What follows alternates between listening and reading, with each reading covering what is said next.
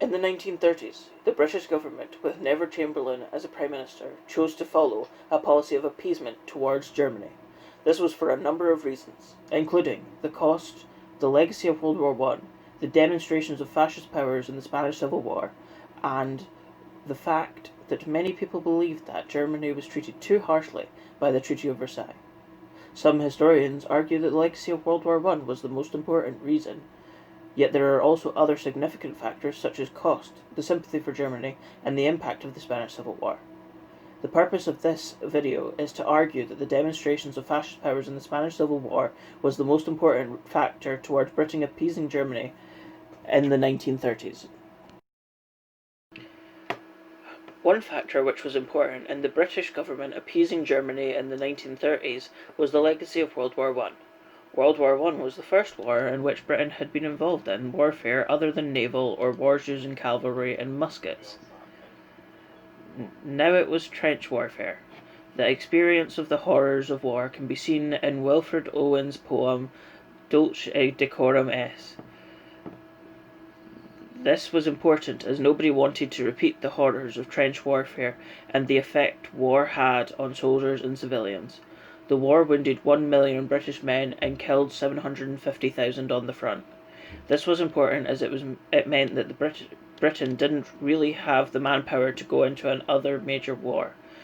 This was due to the population decrease in the First World War, and also men began to fear going to war more and more. This was less important because the war ended over 10 years before Hitler came to power, which meant that it was less fresh in the minds of the people. Plus, Germany now had a new leader, Adolf Hitler, whom the British people actually accepted. More important than the legacy of World War I was the 10-year rule in 1920, which said that Britain, as well as many other European countries, would not build up their army or navies for 10 years. This meant that Britain had fallen behind as the government had cut spending on the military forces. The Chiefs of Staff warned the government in 1938 that it would be suicide to go to war now. Another reason why Britain appeased Germany was because they simply did not have the funds to build a big enough army if another world war came about. During the early 1930s, Britain was suffering from a depression. After the Wall Street crash of 1929, many British businesses had to close down, and unemployment increased to 3 million by 1932. This had an effect on the government's foreign policies at the time because Britain could not afford to be plunged into another global conflict. In many ways, they were still recovering from the cost of World War I. Due to the Depression, spending on the armed forces was cut from £598 million to just £98 million. That's a cut of £500 million.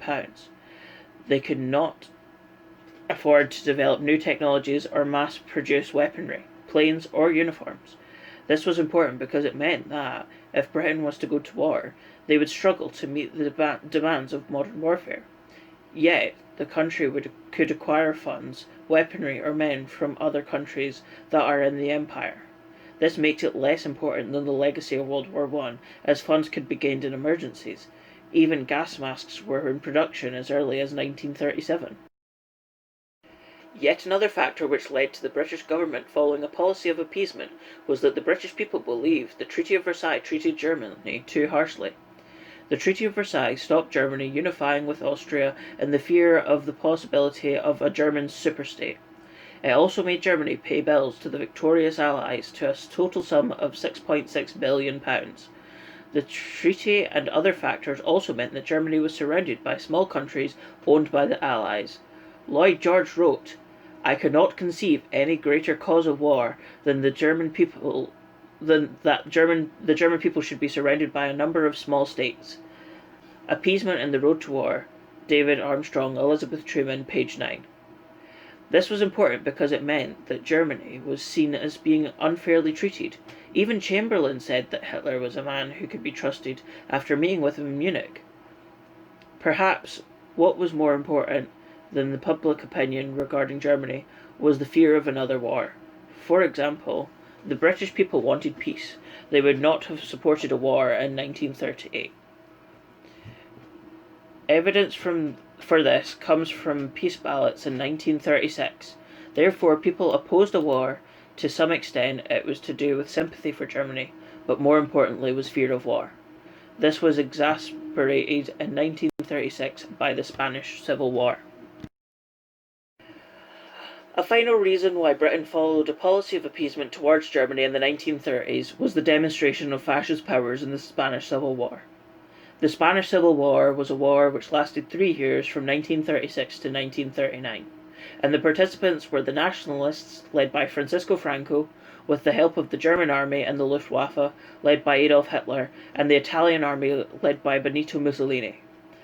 On the other side were the Republicans, who were the democratically selected leaders of Spain, international brigades containing voluntary troops from around the world, and also Joseph Stalin from Russia, sent in doctors and very little military aid.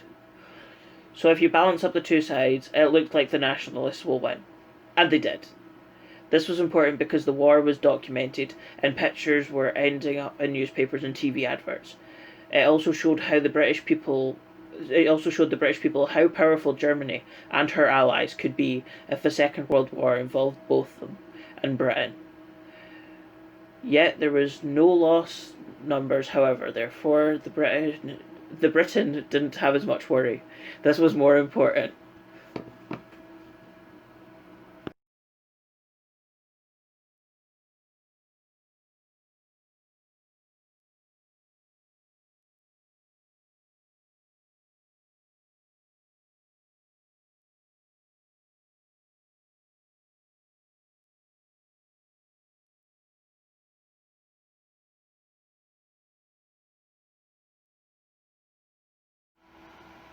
Thanks for listening.